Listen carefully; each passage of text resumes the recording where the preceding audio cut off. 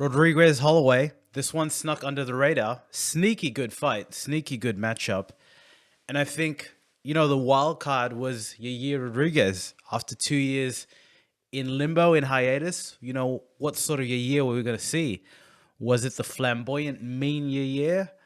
And did he have the chops to take on Max Holloway?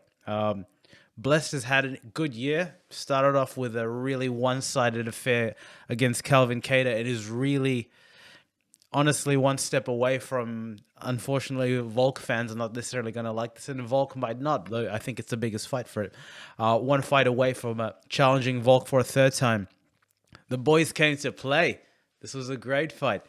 This was a really stunning fight. And my, this year we've seen some amazing stand-up battles. Holloway, Qatar, Jan, and not Aljo, Sandhagen. To me, that's the number one here. And you can add this one to the mix because Yair Rodriguez came out to play. Throughout the entirety of the fight, it looked like his gas tank, for the most part, was there, especially his intentions to throw. And early, the game plan was clearly the calf. I mean, he probably had a chat with Dustin Poirier and decided that this was a plan of attack that he wanted to go to, and he went there. But the thing about Yair Rodriguez, I mean, he is really a top shelf striker. And in the first round, apart from the calf kicks that he was going, and it was clearly a deliberate game plan, right? Clearly. Went there early, went there often, and went there throughout the majority of the night until, the cardiovascular limitations kind of caught up to him. But the in-the-pocket strikes were amazing. Really fast twitch, really catching Max. And you know what? Max was clearly respecting Yair's power. I mean, the first round itself, the exchanges that they were happening were crisp, they were technical, and they were lightning fast on both sides.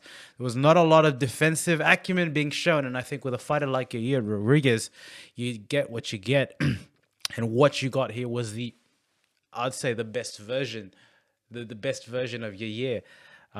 And he came to play. He really did put it to Max, especially in that first round. I think you could see. I tell you one thing about Max Holloway. He's been in wars, and the last couple of fights have lasted the entirety of 5 rounds. He wears damage very well, and you've got to think that that's really an amazing attribute to have. But what Max was able to do, and even in the second round, I mean, he was able to maintain and sustain a pace that got you thinking, can he do this over 5 rounds? I mean, Max Holloway has shown the propensity to claw his way, to fight through adversity there. And what Yair was giving him was top shelf. This was the good stuff. And the damage was being accumulated, especially that calf kick. It got you thinking that, was there going to be a time when this was going to, seriously adversely affect Max Holloway's movements? Heck, even maybe a Conor McGregor sort of situation. But lucky for Max Holloway fans, we didn't necessarily get there. And I think the third round was the exclamation mark, was the turning point, where in a scramble, Max was able to get Yair to the ground. And say what you want about the striking, because Yair has clearly mastered that in terms of energy dissipation and the fact that he could throw that sort of heat and power throughout the entirety of 5 rounds once you get to the grappling. And it was interesting because in the fight promos, you could see a lot of grappling was being showcased in terms of the filming and stuff like that. But Max Halloway was able to attain, dominant positions in the mount. Yair was no fish out of water. He was really able in these, transitions at the bottom to show defensively what he was made out for. But I think, especially from a cardiovascular perspective, this is what drained his batteries really quick. And we saw it. We definitely saw that in the 4th round and in the 5th round.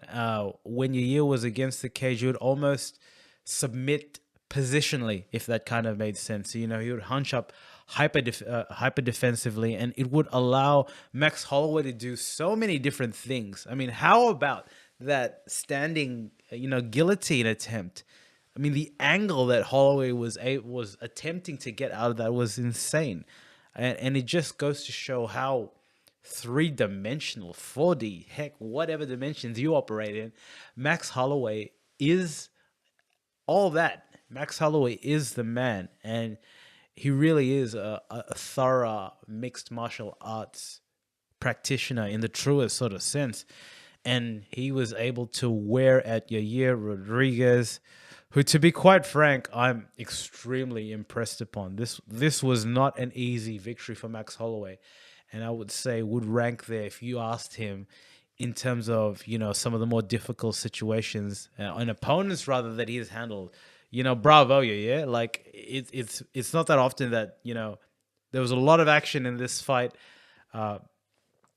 And you got entertained, and I think with your year you just gotta wait. You gotta wait till that last second, just because you don't know what the guys are gonna throw. And you could say you did see you saw spinning attacks, but could there be more? Of course there could be more. Everyone wants to see those spinning attacks, but what we saw was quality. The fight was quality. Max Holloway is quality. And to me, this sets him up against Volkanovski earlier in the year. And, I'm kind of over that fight, but the trilogy closes it, I would say. And, that's what's going to happen, I guess.